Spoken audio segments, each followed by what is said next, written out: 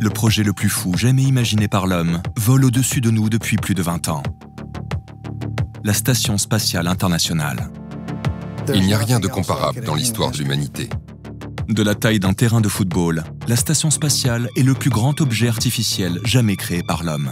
Elle tourne autour de nous à 28 000 km/h. C'est une construction unique en son genre, en permanence dans l'espace. Comment ingénieurs et astronautes sont-ils parvenus à assembler ce mécano de 400 tonnes? C'est l'ouvrage technologique le plus complexe que l'humanité ait jamais réalisé. La Station spatiale est le seul laboratoire scientifique en apesanteur. Un incroyable outil au service de l'humanité. C'est un grand succès, grâce à la collaboration de nombreux pays. Si aujourd'hui tous les regards sont tournés vers Mars, c'est grâce à l'ISS. C'est l'endroit qui nous permet d'envisager le futur. C'est un outil qui nous permet de voler plus loin, plus haut, plus vite. La station spatiale est vraiment la première étape d'un voyage lointain dans l'espace. L'espace est un milieu extrême et hostile. Alors les hommes ont dû faire preuve d'ingéniosité et relever d'immenses défis technologiques pour permettre aux astronautes d'y vivre presque comme sur Terre.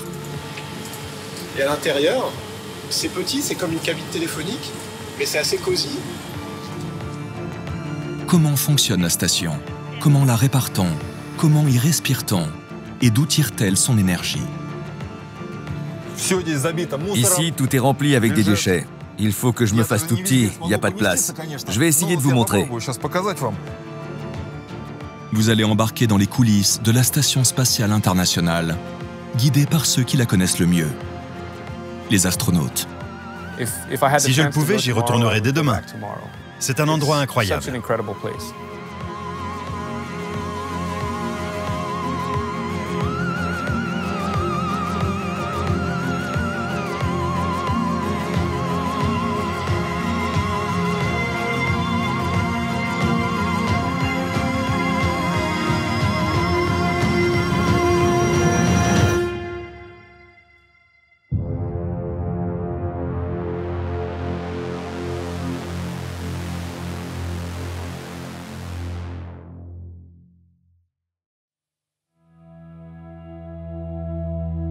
Depuis toujours, les hommes ont rêvé de s'élever dans le ciel, de quitter la Terre et de découvrir de nouveaux horizons.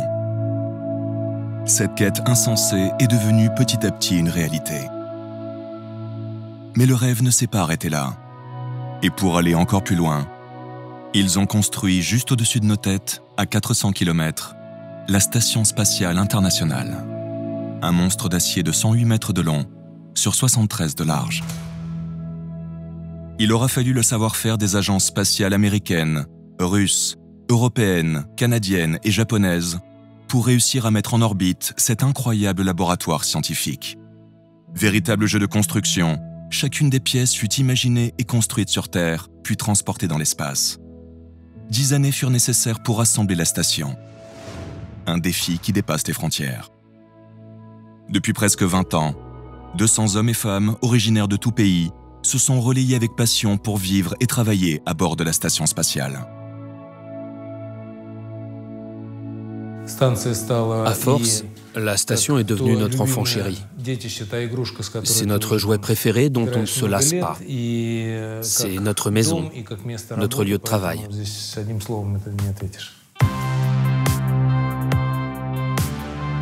Rejoindre la station spatiale n'est pas une mince affaire. C'est le fruit d'un long voyage à bord du vaisseau russe Soyouz. Après 48 heures de vol, le Soyouz n'est plus qu'à 400 mètres de l'ISS. La première chose que vous voyez, c'est un point brillant comme une étoile qui apparaît sur l'écran. Au fur et à mesure que vous vous rapprochez, ce point s'agrandit. Et la première chose que vous découvrez, ce sont les ailes, les grands panneaux solaires de la station spatiale. Tels des explorateurs qui découvrent un nouveau monde, à chaque fois qu'ils s'approchent de la station, même les plus aguerris des astronautes s'émerveillent. Elle est vraiment immense. Tu l'as vue tout le temps en photo, sur des images ou en vidéo. Mais tu n'arrives pas à croire que les hommes ont été capables de construire cette gigantesque station qui vole dans l'espace.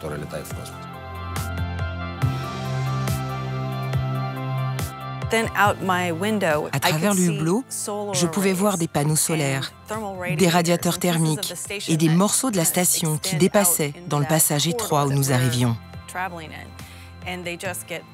Et ils se rapprochaient de plus en plus de ma fenêtre.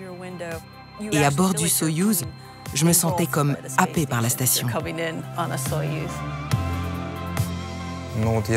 Je me suis amarré déjà 3 fois à la station. Et à chaque fois, mes sentiments étaient les mêmes. L'admiration. L'admiration pour les dimensions de cette station, qui est vraiment gigantesque. Tout a l'air faux. Tout ce que vous voyez vous semble étrange, presque extraterrestre. Car d'un côté, c'est extrêmement lumineux et brillant, presque éblouissant. Et sur l'autre face, à l'ombre, c'est complètement noir. Ranges 3, the roll has stabilized. There is no roll now. There is no roll deviation. We're approaching really nicely.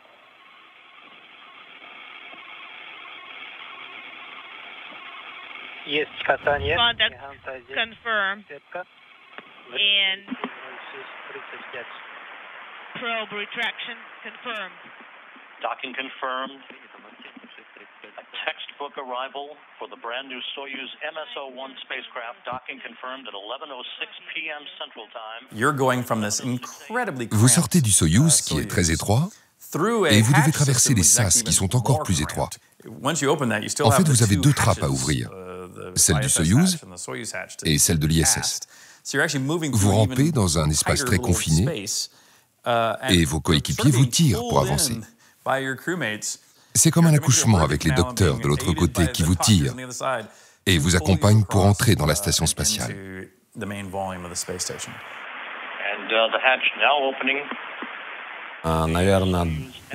Et quand tu quittes ton petit vaisseau et que tu rentres dans cette grande station, t'es saisi par l'émotion. Tu découvres ce grand espace, tu reconnais des visages, t'es vraiment ému. Et forcément, ça te bouleverse.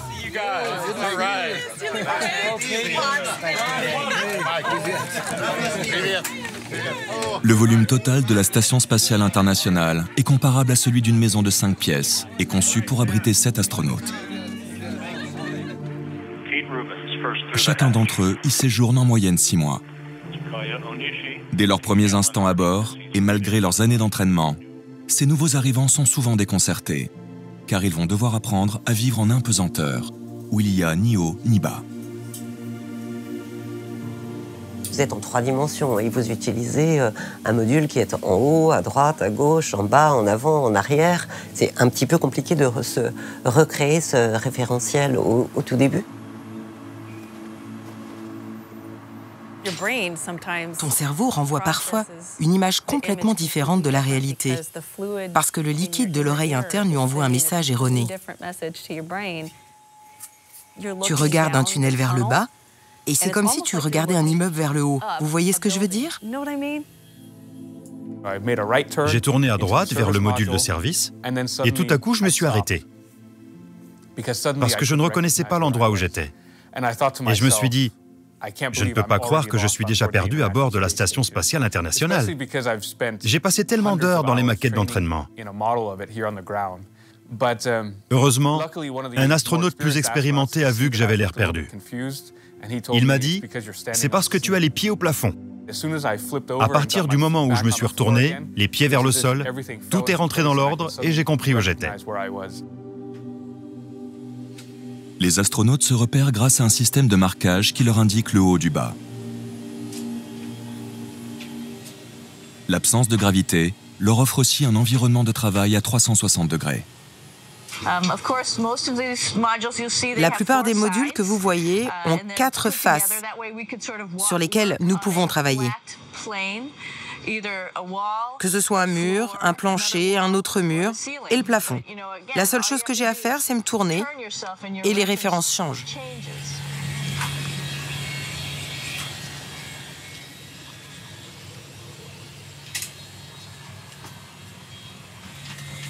Cette absence presque totale de gravité présente des inconvénients pour le corps humain. Nous ne sommes pas faits pour vivre en apesanteur. Il y a trop de pression sanguine dans notre tête. C'est pourquoi au début, quand les astronautes arrivent, ils ont une tête gonflée, avec un visage rouge et un peu bouffi. Si le visage des astronautes est un peu gonflé, c'est que leur circulation sanguine se modifie. Le sang irrigue moins le bas du corps et s'accumule dans le thorax et la tête. Au niveau du cou et du visage, les veines gonflent.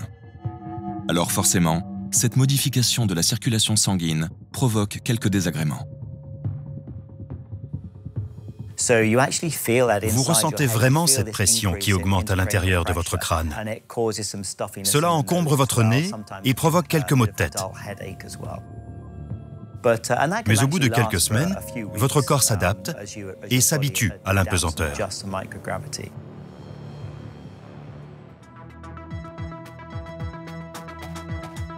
L'ISS est bien plus qu'une simple maison en orbite terrestre. C'est avant tout un exceptionnel laboratoire scientifique permanent dans l'espace. Depuis 20 ans, les astronautes y ont effectué plus de 1700 expériences. Le Japon, les États-Unis et l'Europe ont fourni chacun un laboratoire. Kibo, Destiny et Columbus. L'absence quasi totale de gravité et le vide presque absolu à l'extérieur de la station est un environnement impossible à reproduire sur Terre. Ces deux propriétés offrent des conditions idéales de recherche et l'opportunité de recourir à des processus de chimie et de physique tout à fait uniques. C'est une recherche qui peut être très fondamentale, avec des questions essentielles, en quoi la gravité intervient sur des modifications métaboliques, sur de la combustion, sur des alliages, sur de la physique des fluides. Donc avec des questionnements sur lesquels on ne peut pas trouver les réponses au sol, parce qu'on ne peut pas s'abstraire de la gravité.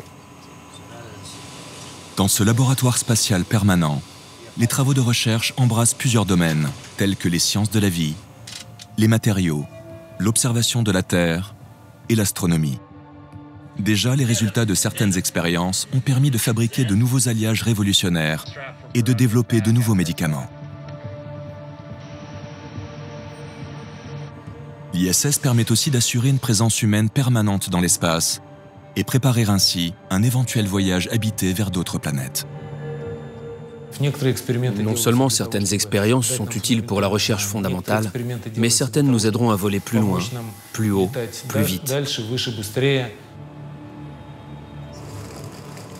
Le succès de l'expérience Veggie, qui consiste à faire pousser des salades en orbite, est considéré comme un pas en avant pour les missions de longue durée. Ce système est prévu pour fournir en permanence à l'équipage une source d'aliments frais.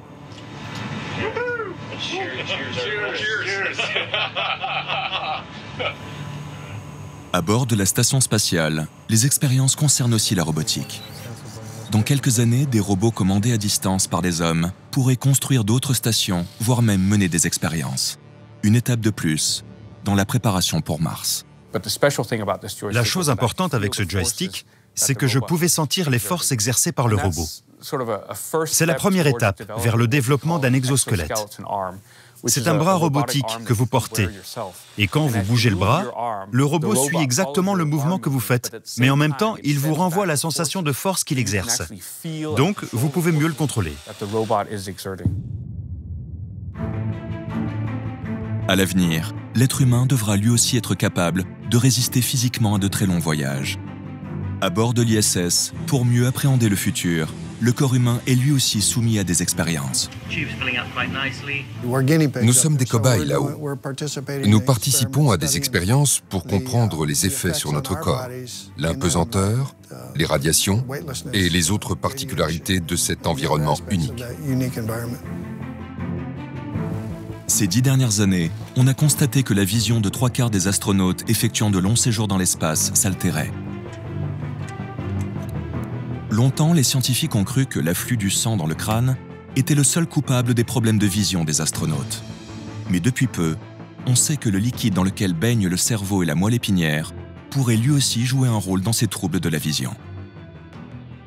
Je ne suis pas sûr des raisons.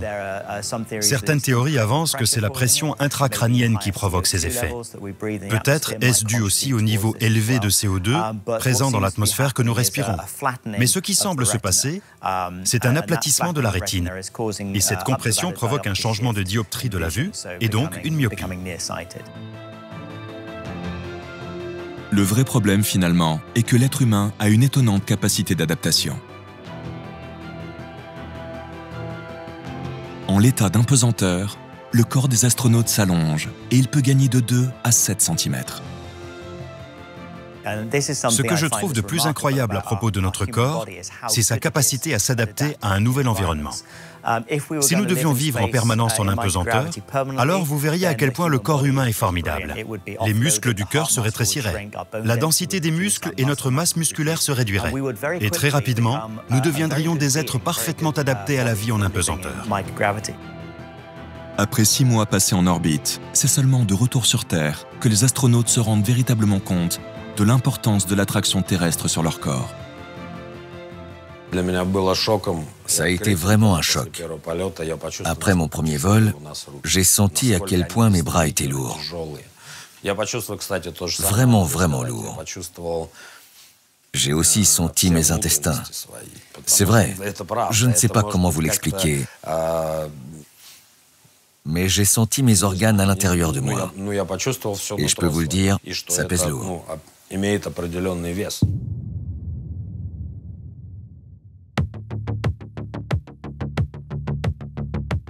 L'idée d'installer une station habitée autour de la Terre ne date pas d'hier.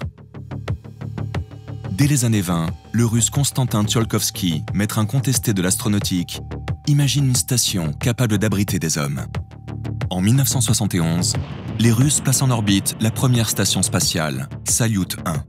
Les Américains répliquent 2 ans plus tard, avec la station Skylab. En pleine guerre froide, en 1975, Russes et Américains prouvent que la coopération spatiale est possible avec la mission commune Apollo-Soyouz. Après Apollo-Soyouz, il y a eu une pause dans les programmes des vols habités, du côté de l'URSS comme du côté des États-Unis. Au milieu des années 80, l'heure n'est plus à la coopération spatiale. Les Américains ont leurs navettes et les Soviétiques dominent les vols habités avec la station Mir. Les États-Unis projettent de construire leur propre station. Devant l'ampleur de la tâche et le coût financier, Européens, Canadiens et Japonais prennent part au projet. À la chute du bloc soviétique, la Russie intègre également l'aventure. C'est la naissance de l'ISS, la Station spatiale internationale. Les participants s'engagent à partager leur savoir-faire et à fournir à chacun une partie de station. Le principe de construction est simple. 15 modules seront construits sur Terre, puis assemblés dans l'espace. En fait, la station spatiale est le plus grand mécano jamais construit. Le chantier s'annonce pharaonique. Aujourd'hui encore, on parle des pyramides avec admiration. Eh bien, l'ISS, c'est pareil. Dans le futur, on parlera de l'ISS comme on parle des pyramides. Les bâtisseurs de l'espace entrent en scène quand, en 1998, le premier module américain vient s'amarrer au premier module russe.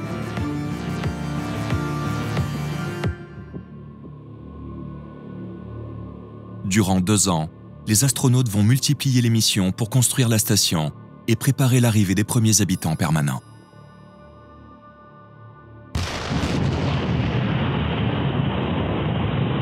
Le 2 novembre 2000, le cosmonaute Sergueï Krikalev devient officiellement le premier habitant de la Station spatiale internationale. La première chose qu'on avait à faire, c'était d'allumer la lumière. Après, il a fallu établir la liaison avec la Terre et j'ai dû trouver un câble caché derrière un panneau. Et on a pu réaliser le premier reportage. Après, on a branché le système du module de service. On a mis en marche le bloc pour fabriquer de l'air, pour purifier le gaz carbonique, celui pour ventiler l'oxygène. C'était des moments critiques. Si on n'avait pas réussi à mettre en marche tout ça, on n'aurait pas pu rester longtemps à bord de la station, parce que les réserves de notre vaisseau Soyouz étaient très réduites. La construction de la station va nécessiter 115 tirs de fusée pour acheminer les modules et transporter les équipages.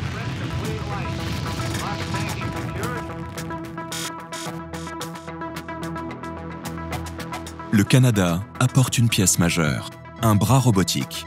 Long de 17 mètres, il permet de déplacer les modules, les fournitures, le matériel et même les astronautes.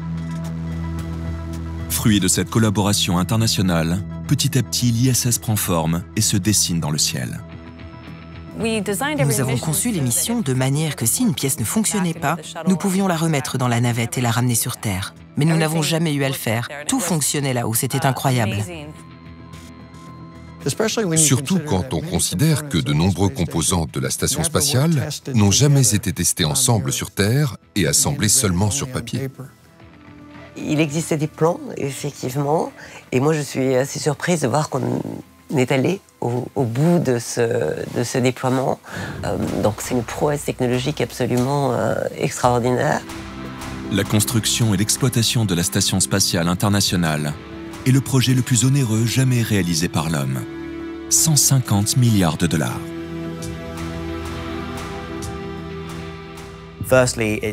Tout d'abord, quand on voit les retombées scientifiques pour la population sur Terre, ce n'est pas une énorme somme d'argent. Et c'est en plus une police d'assurance incroyablement rentable pour notre avenir.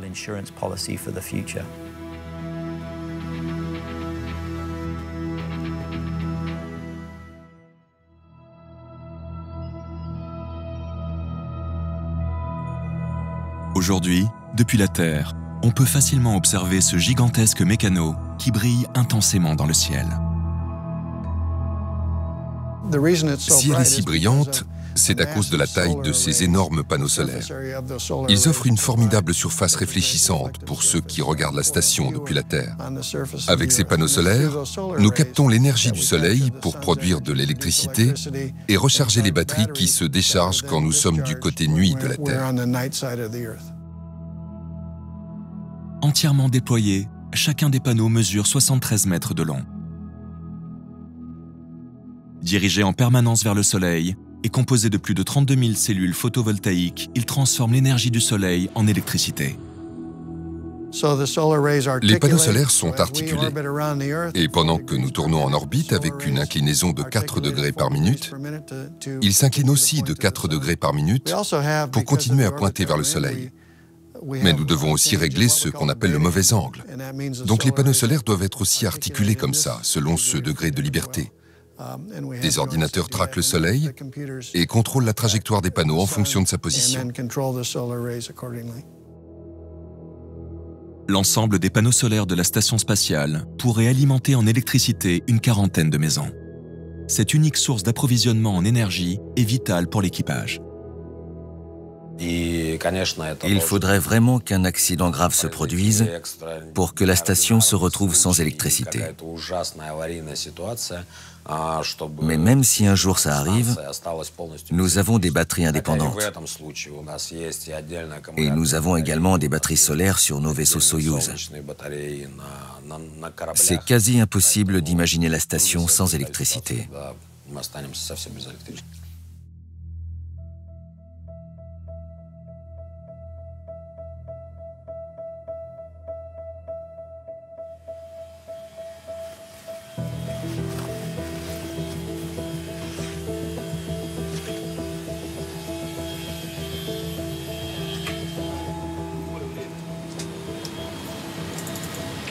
C'est ce qu'on appelle les crew quarters en anglais. Il y en a 4 ici.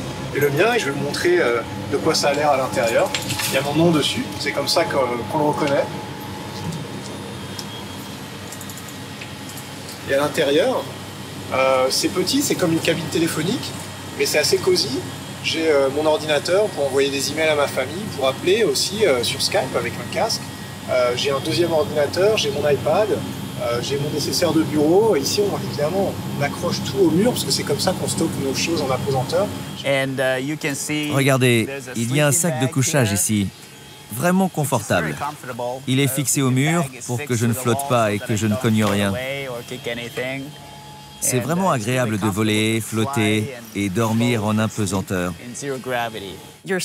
Vous dormez dans une boîte et vous vous réveillez, et il y a cet ordinateur juste devant votre visage avec votre emploi du temps qui vous crie « Lève-toi, va travailler ». C'est ça notre quotidien. Le matin, on se lève et puis on se prépare pour aller travailler, comme sur Terre.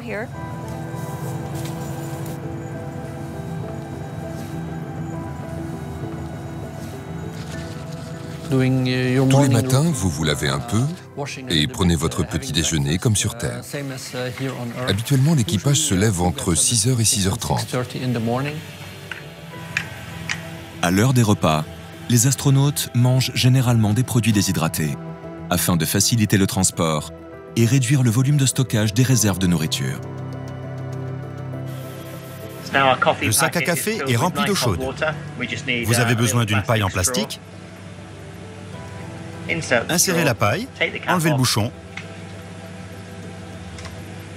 et buvez. La première chose, effectivement, après le réveil et le café avalé rapidement, voilà, c'est le contrôle des paramètres de la station et le premier rapport au sol pour dire où on en est, comment est la station. Et puis, recevoir du sol des instructions qui peuvent modifier un tout petit peu un planning qui est en général un planning préparé sur une semaine. Pour assurer le bon fonctionnement de la station spatiale, un système de communication efficace est nécessaire entre l'espace et le sol. À Houston, au siège de l'Agence spatiale américaine, les équipes disposent d'un contact quasi permanent avec les astronautes. Depuis le centre de contrôle, et grâce à la télémétrie, les ingénieurs interagissent sur les nombreuses structures opérationnelles de la station. Si vous souhaitez intervenir sur un paramètre, envoyer une commande sur une pompe ou un ventilateur, vous devez aller jusqu'à un ordinateur, naviguer dans de nombreux menus et activer la commande. Pour l'équipage, c'est pas facile, mais pour nous, c'est notre travail. L'ISS est vraiment contrôlé depuis le sol à partir de centres de commandement situés dans le monde entier. Nous avons des équipes en charge des différents systèmes, et pas seulement ici à Houston.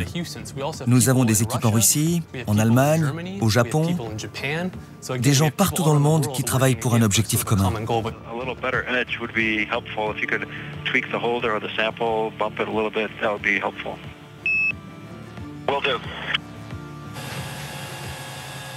Chacun des modules de la station offre des possibilités de communication avec la Terre. Cet écran est intéressant parce qu'il nous indique comment vont les systèmes, mais surtout, il nous indique les possibilités de communication. Nous avons 4 canaux, espace-terre, et il nous indique lesquels sont libres. Il est à l'envers, mais c'est souvent comme ça ici. Nous devons être en lien constant avec le sol, parce que c'est eux qui ont toutes les informations dont nous avons besoin. Nous ne sommes que de glorieux techniciens. Le contrôle au sol s'occupe des communications vocales, mais aussi des commandes électroniques de la station spatiale, en utilisant des satellites placés en orbite élevée. La Station spatiale internationale envoie et réceptionne en continu des données via ses paraboles. À 36 000 km au-dessus d'elle, des satellites géostationnaires réceptionnent les informations pour les transmettre instantanément au sol.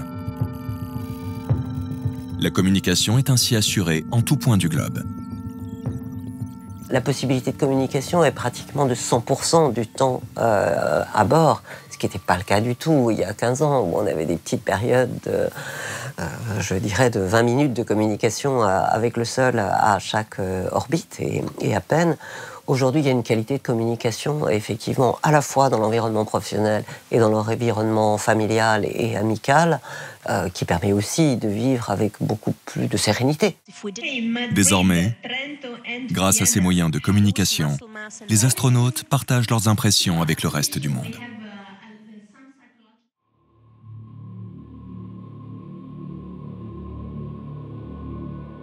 Sur Terre, l'homme a besoin d'oxygène. Mais dans l'espace, il n'y en a pas. La Station spatiale internationale embarque plusieurs systèmes pour en produire et en fournir à l'équipage. L'atmosphère à bord de l'ISS est très similaire à celle que nous avons ici sur Terre. La seule différence est que nous avons un peu plus de CO2 à bord de la station. Et ça peut devenir un vrai problème pour les astronautes. Une grande partie de mon travail consiste à surveiller la chaîne de fabrication de l'oxygène. L'idée est de prendre de l'eau, H2O, et grâce à l'électricité de séparer l'hydrogène de l'oxygène. Une partie de l'oxygène est fabriquée dans le module de service russe. Vous êtes ici dans le module de service. Vous voyez qu'il n'est pas très grand, mais il est essentiel. Dans ce module, il y a tous les systèmes nécessaires à la vie des cosmonautes. Il contient des réservoirs d'eau recyclés dans lesquels passe de l'électricité. Cette charge électrique isole les composants chimiques de l'eau, l'hydrogène et l'oxygène. On appelle cela une électrolyse. Nous récupérons l'oxygène de l'eau, nous l'envoyons dans la station pour que l'équipage respire. Des pompes propulsent l'oxygène à travers des tuyaux qui traversent la station pour alimenter l'équipage en air frais. Nous pouvons contrôler la constitution de l'atmosphère et vérifier la quantité d'oxygène et de gaz carbonique que nous avons. Devons-nous fabriquer l'oxygène? Avons-nous besoin d'évacuer du gaz carbonique? Devons-nous remplacer l'azote? À partir de cette salle, nous pouvons consulter de nombreuses données appelées télémétrie. Fabriquer de l'oxygène, c'est une chose, mais l'air ne doit pas stagner. Alors, la station spatiale compte sur un réseau de souffleries très perfectionné.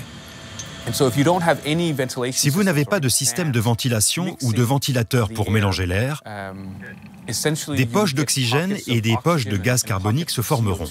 Dans le pire des cas, si vous dormez par exemple, et que l'air ne circule pas, vous pouvez générer une bulle de gaz carbonique autour de votre bouche et étouffer à cause d'elle. À bord de la station, l'eau est donc essentielle pour s'hydrater, se laver et aussi pour respirer. Au début des années 2000, lorsque le premier équipage s'est installé, l'eau était livrée depuis la Terre dans des sacs. Aujourd'hui, les cargos de ravitaillement continuent d'apporter de l'eau, mais pas de quoi satisfaire toute la production en oxygène ni la consommation courante des astronautes. Alors, plus qu'ailleurs, l'eau est une ressource vitale qu'il ne faut surtout pas gâcher. Pour compenser l'absence de gravité, les astronautes doivent faire au minimum 2 heures de sport par jour. Alors de l'eau, ils en perdent beaucoup. Lorsque nous faisons du sport, par exemple, nous transpirons. Pour se laver, nous utilisons de l'eau et nous nous séchons avec des serviettes. Il suffit d'accrocher ces serviettes comme vous le feriez à la maison. Et naturellement, elles vont sécher dans l'air. Nous accrochons ces serviettes près d'une grille de ventilation, comme vous pouvez le voir ici, pour qu'elles puissent sécher, et toute l'eau est récupérée. Elle s'évapore dans l'air, puis rentre dans le système d'air conditionné. Elle passera dans le système de recyclage et redeviendra de l'eau potable. Et dans ce souci permanent d'économie, même les toilettes sont mises à contribution. Donc l'urine est recyclée par tout un système pour la rendre potable. En fait, on boit notre pipi. Il y a derrière un système qui sépare l'urine de l'air. L'urine va ensuite dans le système de recyclage. Elle est filtrée et renvoyée dans le circuit d'eau. Et aujourd'hui, nous parvenons à recycler environ 70% de l'eau à bord de l'ISS. Aujourd'hui, ce système complexe de récupération des eaux et de fabrication d'oxygène garantit une eau et de l'air souvent plus pures que celles que l'on consomme dans nos maisons. Et maîtriser le recyclage des déchets, c'est aussi la clé pour envisager les voyages lointains. Grâce à l'électrolyse, nous pouvons séparer l'oxygène de l'hydrogène et produire plus d'eau et plus d'oxygène. Et nous obtenons aussi un sous-produit, le méthane. Aujourd'hui, dans le cas de la station spatiale, le méthane est un déchet que nous évacuons de la station. Mais nous pourrions potentiellement utiliser la même réaction sur Mars et produire du méthane comme carburant pour quitter Mars et rentrer à la maison.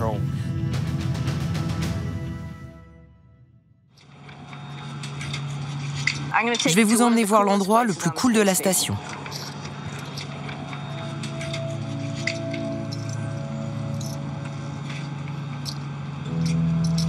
L'endroit de la Station spatiale internationale apprécié de tous se situe au bout du module Tranquility. Il s'agit de la coupole. Ce dôme, doté de 7 fenêtres blindées panoramiques, est toujours orienté vers la Terre qui défile perpétuellement.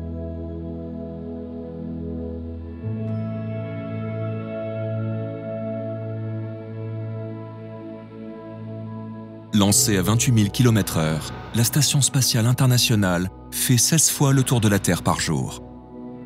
Sa trajectoire couvre 85% de la surface du globe, offrant un poste d'observation idéal, propice aux découvertes scientifiques.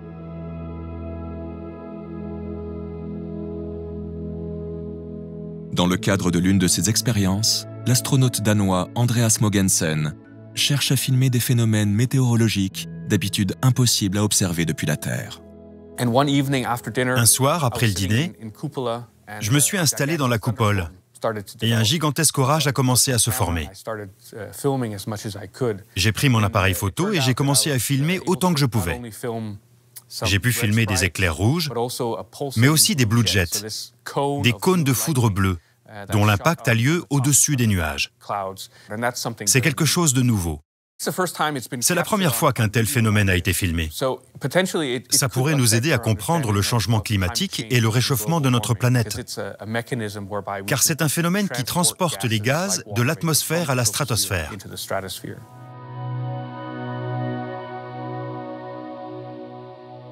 La coupole est également le lieu où les astronautes viennent profiter de leur rare temps libre.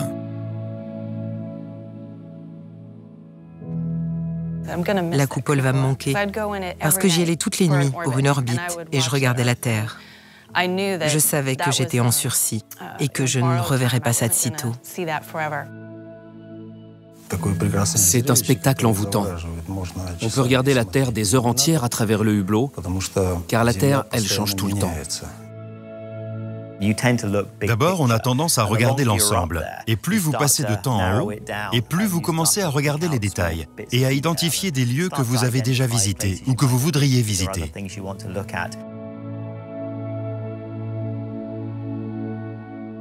Quand nous partirons vers d'autres planètes de notre système solaire, je pense qu'au moment où on ne verra plus la Terre dans le hublot, ce sera vraiment très stressant. Parce que nous, à bord de la station, dès qu'on a un moment de libre, on va toujours regarder la Terre. Dans l'espace, lorsqu'ils observent la Terre, les astronautes développent un symptôme bien à eux, l'overview effect, ou l'effet de vue d'ensemble. C'est une prise de conscience de la situation de la Terre dans l'espace. Et c'est vrai que le regard change par rapport à cette planète qui nous est si habituelle, si finie, je dirais, quand on la regarde du sol. La Terre, c'est un organisme unique. On ne voit pas les frontières des pays, mais on voit les frontières des malheurs. De là-haut, tu vois les catastrophes écologiques, les incendies. Et parfois, tu as l'impression que la Terre nous appelle et qu'elle nous dit « Aidez-moi ». C'était comme être dans un film. Travelling arrière de la caméra, mais avec un zoom avant. Avec un acteur, en l'occurrence la Terre, qui ne change pas de taille. Mais d'un coup, votre sens de la réalité s'effondre. Et j'ai eu une réaction physique à ce moment-là. Et là, j'ai compris. J'ai compris comme jamais auparavant.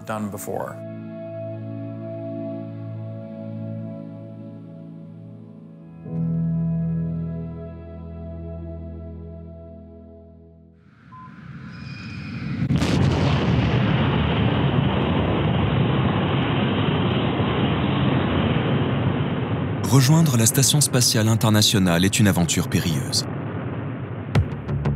Un voyage vers l'espace débute forcément au cœur de la Russie, au cosmodrome de Baïkonour. Forcément, car aujourd'hui, le seul moyen d'envoyer des astronautes vers l'ISS est le vaisseau russe Soyouz, surnommé le taxi de l'espace.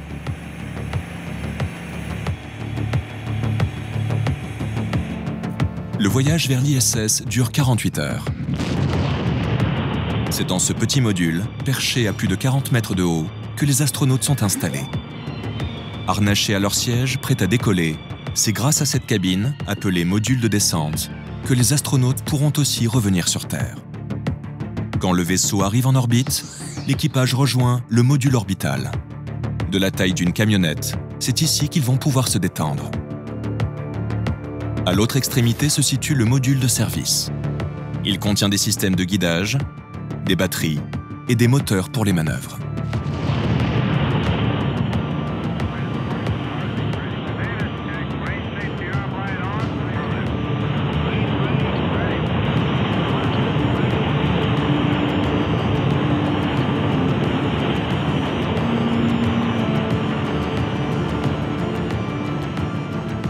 L'équipage doit régulièrement contrôler la trajectoire du vaisseau et éventuellement la réajuster. Le trajet compte une trentaine de tours de la Terre, le temps que Soyouz se cale sur la même orbite que l'ISS pour préparer l'amarrage.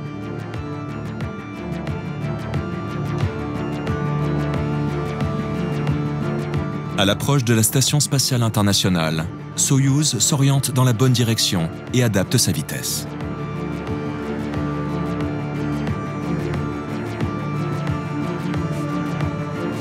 Bien qu'automatisée, cette phase d'approche est toujours délicate.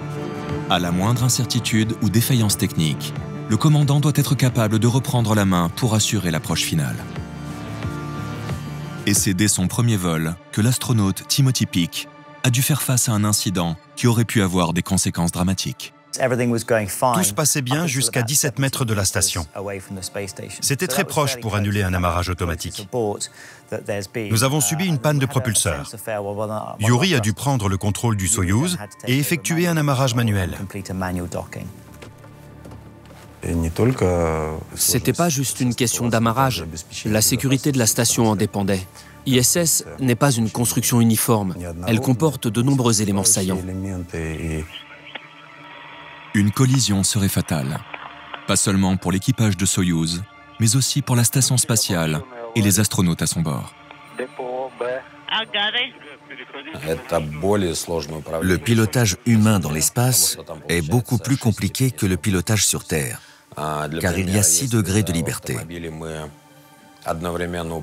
Sur Terre, quand on conduit sa voiture, on a 2 degrés de liberté. Tourner à gauche et à droite, freiner et accélérer.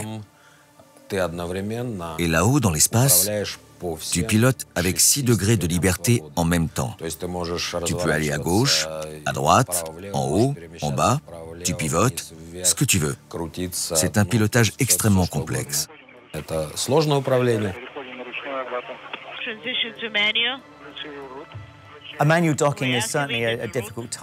Un amarrage manuel est certainement ce qu'il y a de plus difficile. Dans notre cas, c'était encore plus compliqué car nous passions du jour à la nuit et la réflexion du soleil sur la station était puissante. Yuri avait beaucoup de mal à voir le port d'amarrage dans le périscope et à aligner correctement le vaisseau.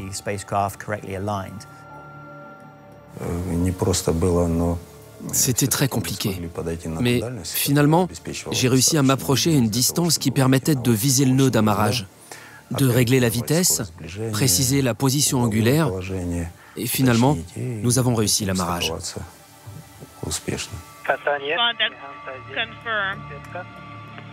Jusque-là, pendant ces manœuvres périlleuses, la station spatiale n'a jamais connu d'accident.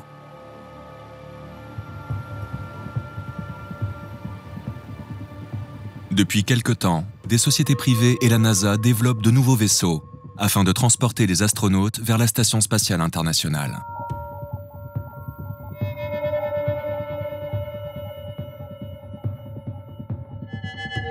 Les ouvriers de l'espace installent donc de nouveaux modules d'amarrage. One of the big steps, of course, was the removal of a large thermal cover by Rubens and Williams to expose the actual docking port to which the SpaceX Crew Dragon and the... La station possède à présent 8 ports d'amarrage. Outre les vaisseaux des passagers, ceux d'un autre genre s'amarrent aussi à la station spatiale. Il s'agit des cargos de ravitaillement.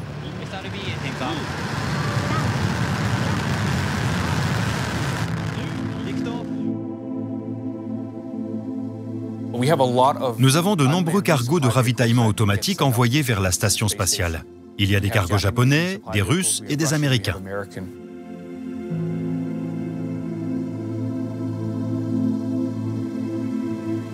Tous Tous les 3 mois, ces cargos ravitaillent la station, en lui livrant de l'eau, quelques produits frais, des vêtements, des outils et des expériences.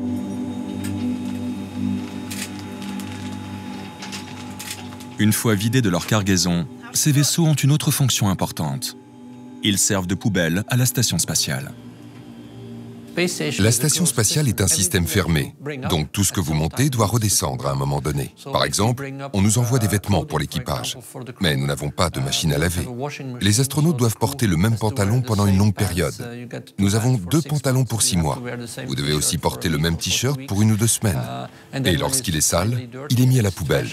Toutes les ordures sont accumulées dans les véhicules de fret.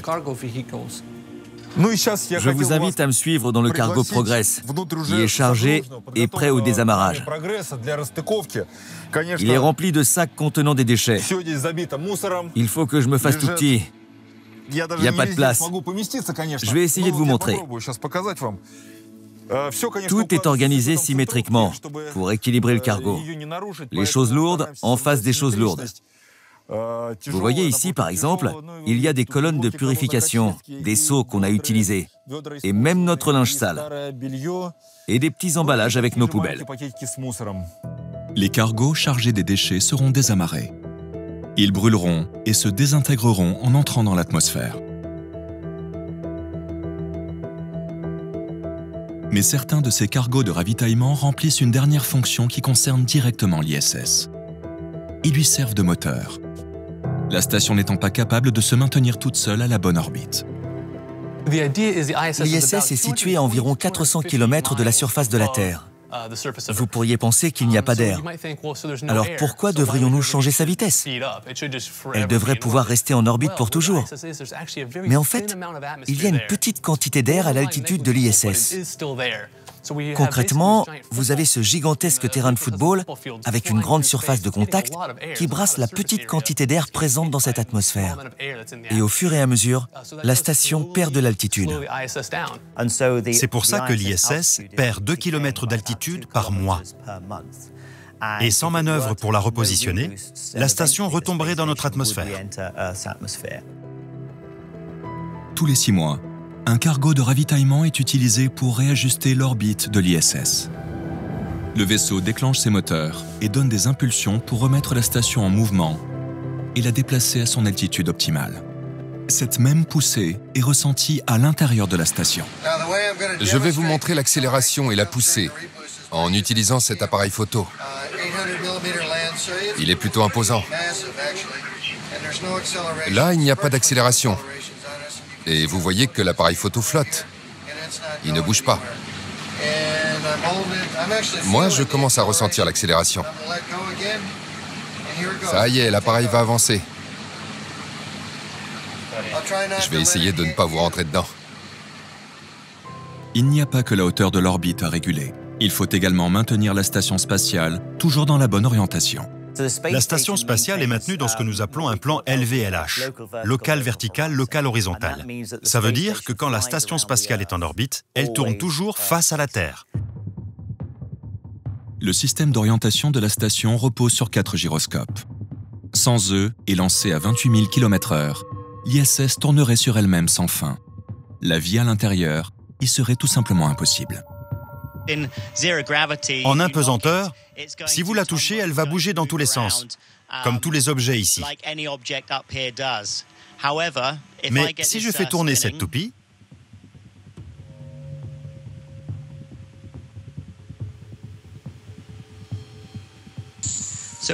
quand la toupie tourne, vous pouvez voir comme elle devient stable. Et même si je la touche, elle ne va pas changer d'axe. Elle restera droite. Les gyroscopes tournent donc comme une toupie ou une roue de vélo pour assurer la stabilité. Mais on contrôle aussi l'axe de rotation des gyroscopes, ce qui permet à la station de s'incliner pour suivre la courbure de la Terre. En contrôlant l'orientation, nous avons un poste d'observation parfait de la Terre. Et c'est pour ça que la coupole est toujours orientée vers la Terre.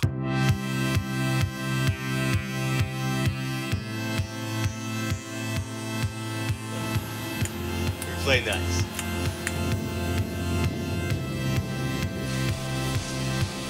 Quand ils ne sont pas en train de faire des expériences scientifiques, les astronautes se consacrent à la maintenance et à l'entretien de leur station. Nous avons ici certainement l'équipement le plus important de la Station spatiale internationale. C'est l'aspirateur.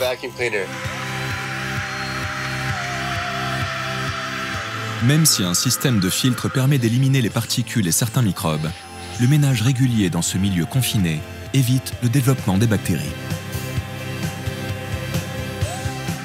Il permet aussi de récupérer des pièces qui semblaient à jamais perdues.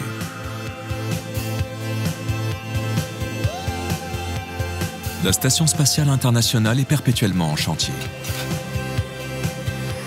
Le quotidien des astronautes est rythmé par des réparations et travaux d'amélioration.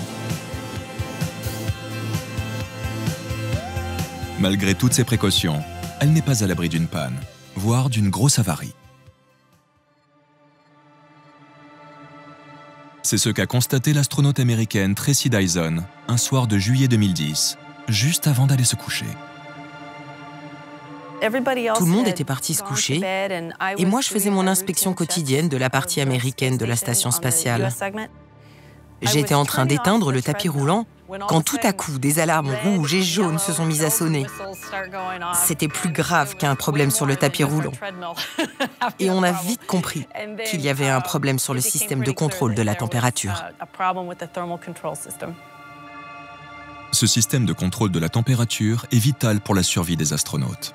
Car à l'extérieur de la station, les températures oscillent entre moins 150 degrés à l'ombre et plus 120 degrés face au soleil.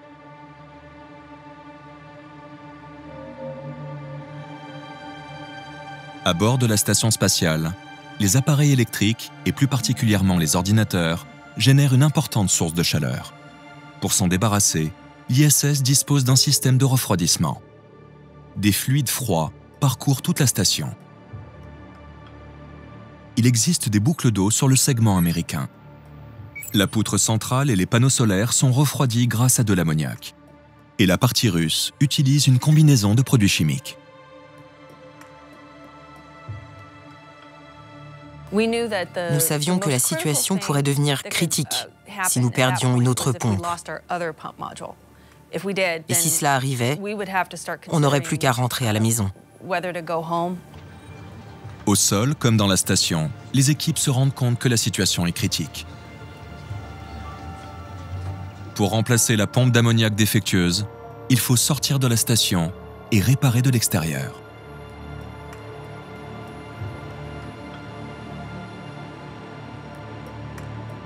Plus que n'importe quelle autre activité, sortir dans l'espace ne laisse pas de place à l'improvisation et demande une longue préparation. Les jours qui précèdent une sortie extravéhiculaire, nous avons énormément de formalités à accomplir, avec des conséquences graves si on ne les respecte pas. Si un cosmonaute vous raconte qu'il n'a pas peur quand il sort dans l'espace, ou qu'il a effectué un vol vers ISS en étant calme, sans aucune crainte, ne le croyez pas. Il existe 2 sas de dépressurisation pour effectuer les sorties. L'un sur la partie russe, l'autre sur la partie américaine.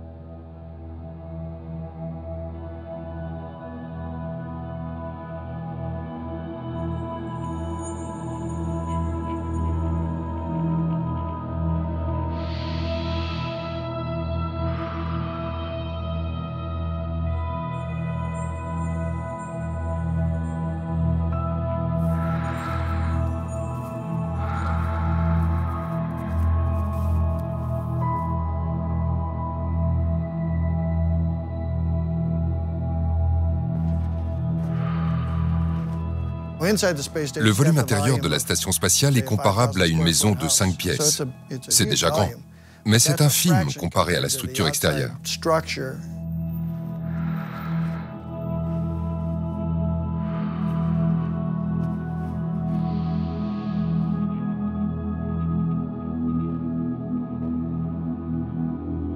L'homme est incapable de survivre dans le vide spatial.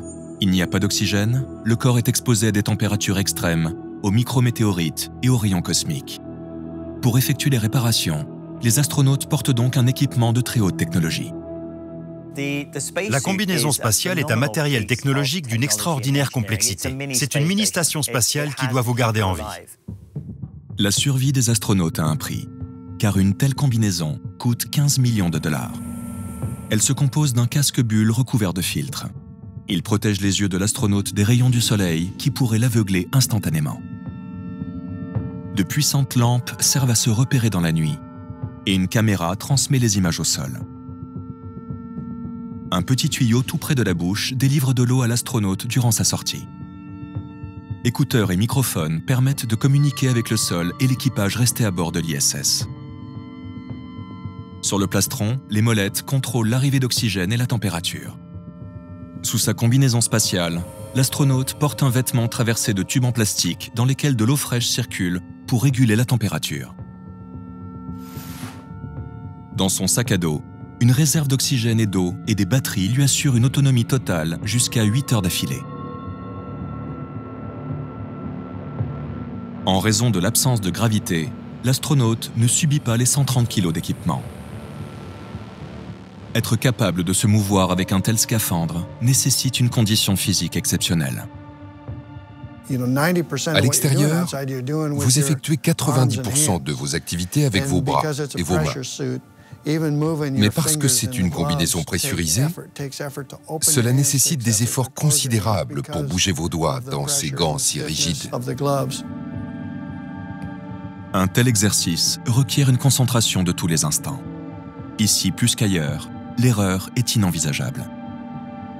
C'est l'une des choses les plus difficiles que nous faisons dans l'espace. Ce n'est pas seulement dur physiquement, mais cela requiert aussi un mental d'acier. Parce que non seulement vous luttez contre la rigidité de votre combinaison à chaque geste que vous faites, mais vous devez aussi rester concentré tout le temps.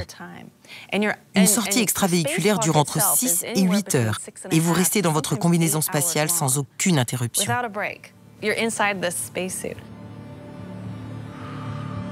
L'assemblage et l'entretien de la station orbitale a demandé plus de 1000 heures d'activité extravéhiculaire.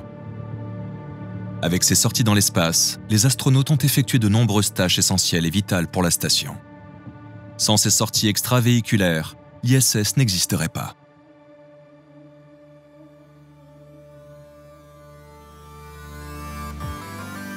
À 400 km au-dessus de la Terre et à l'extérieur de la station, Tracy Dyson et Doug Willock s'activent à retirer la pompe défaillante pour la remplacer avec l'une des 4 de rechange dont dispose le complexe.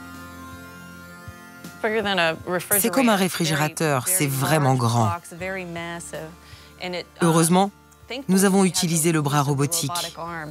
Doug Willock était attaché sur le bras tout au bout, et moi, j'étais en soutien sur la poutre pour l'aider et le guider dans cette manœuvre.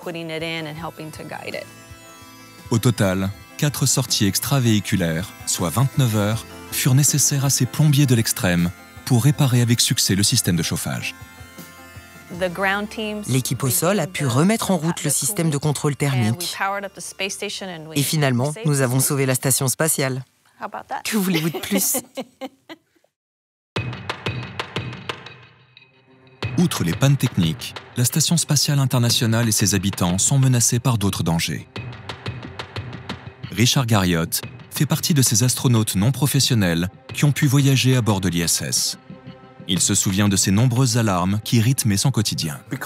Parce qu'un petit problème peut rapidement devenir un gros problème, c'est important d'avoir des alarmes pour signaler les petits problèmes et être certain de pouvoir les régler avant qu'ils ne deviennent de gros problèmes. À bord de la station spatiale, le premier des dangers est le feu. Au cours de leur formation, les astronautes s'y préparent pour devenir de véritables pompiers. Sur Terre, s'il y a un feu dans votre maison, vous allez dehors et vous téléphonez aux pompiers. Ils arrivent et ils peuvent vous aider. Et vous avez la possibilité de quitter votre maison. Mais à bord d'ISS, il n'y a nulle part où aller. Donc vous devez combattre le feu et régler le problème. Autre souci des astronautes. À bord de la station, ils ne sont plus protégés par l'atmosphère de la Terre. Et les éruptions cosmiques émises par le Soleil sont susceptibles de provoquer des cancers et d'engendrer des mutations génétiques. La seule chose qui peut vous protéger des radiations, c'est la densité de matière. Aucune quantité de Kevlar ou d'un autre matériel anti-choc ne peut vous protéger d'un noyau atomique. C'est trop petit. Ça passe à travers tout. La meilleure protection, c'est de dormir ou de passer le plus de temps possible derrière un bloc conséquent de matière. Par exemple, dans la partie russe, l'endroit où ils stockent les batteries, car elles sont de bonne protection.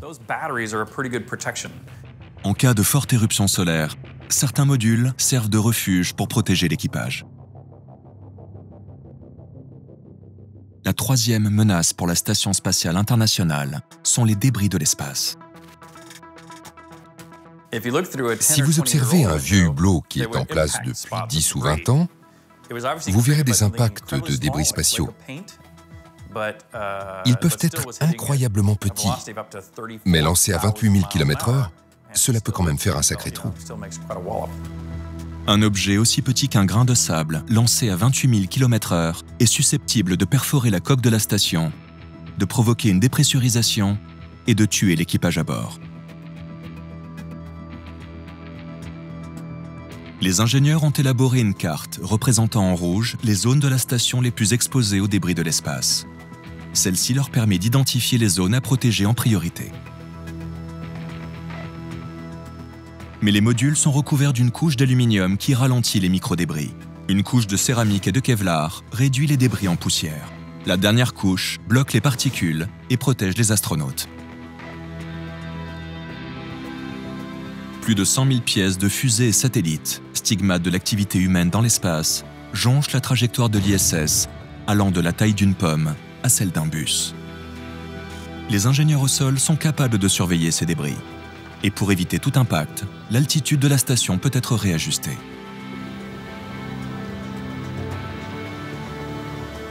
Si un débris ou une pluie de micrométéorites évite les radars de surveillance, les astronautes doivent fermer tous les sas, rejoindre en urgence leur Soyouz et attendre en espérant que les débris évitent la Station spatiale internationale. Si l'impact est trop violent, le Soyouz et son équipage rentreront sur Terre. Tu fais confiance à ton entraînement. Tout le monde est entraîné à gérer les manœuvres pour éviter les débris. Les gens pensent que ce qu'on fait ici, c'est fun, qu'on s'amuse avec l'espace. Mais c'est très réel. Les astronautes ne sont pas simplement des outils, mais ce sont des personnes et des amis que nous entraînons, qui sont nos collègues. Ces dangers, nous les prenons très au sérieux.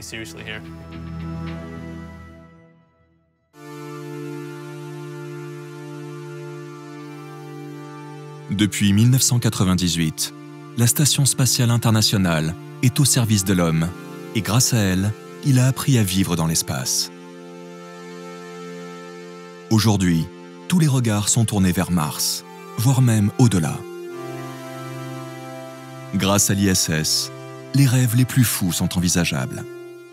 Vous savez, je suis d'accord avec Konstantin Tsiolkovsky. Il a dit que la Terre est notre berceau et qu'il est impossible d'y rester éternellement. Et je pense aussi que l'humanité est obligée de devenir une civilisation interplanétaire. Initialement, la désorbitation de la station et sa destruction étaient prévues pour 2020. Mais sa durée de vie a été prolongée jusqu'en 2024, voire 2028. De quoi maintenir encore pour quelques années une présence continue de l'homme dans l'espace au service de la connaissance. Les recherches effectuées à bord de la station spatiale nous aident déjà pour ces missions. Nous apprenons à vivre et à travailler dans l'espace. Nous apprenons comment le corps humain s'adapte. Nous pratiquons actuellement des essais sur l'interaction robot-humain. Nous avons des astronautes qui conduisent des rovers autour de la Terre depuis la station spatiale. Nous comprenons toutes les techniques de communication. Nous cultivons notre propre nourriture à bord de la station spatiale. Nous comprenons mieux les radiations et leurs effets sur le corps humain. Comment nous pouvons protéger les équipages contre les rayonnements lorsque nous effectuons ces missions. Il y a tout un champ de recherche et d'application qui nous aideront pour les futures missions martiennes. La Station spatiale internationale est la plus grande réussite technologique de l'homme. Mais bien au-delà, elle est la preuve que la coopération entre les peuples est possible. J'espère que ces vols habités peuvent aussi aider les hommes sur Terre à se réunir et trouver ensemble des solutions pacifiques, comme nous le faisons dans la Station spatiale internationale. Malgré les tensions entre les États-Unis, la Russie et l'Europe, nous travaillons toujours ensemble. Nous faisons toujours de la science ensemble, au service de l'humanité. Nous espérons que les gens du monde entier prendront exemple sur l'ISS.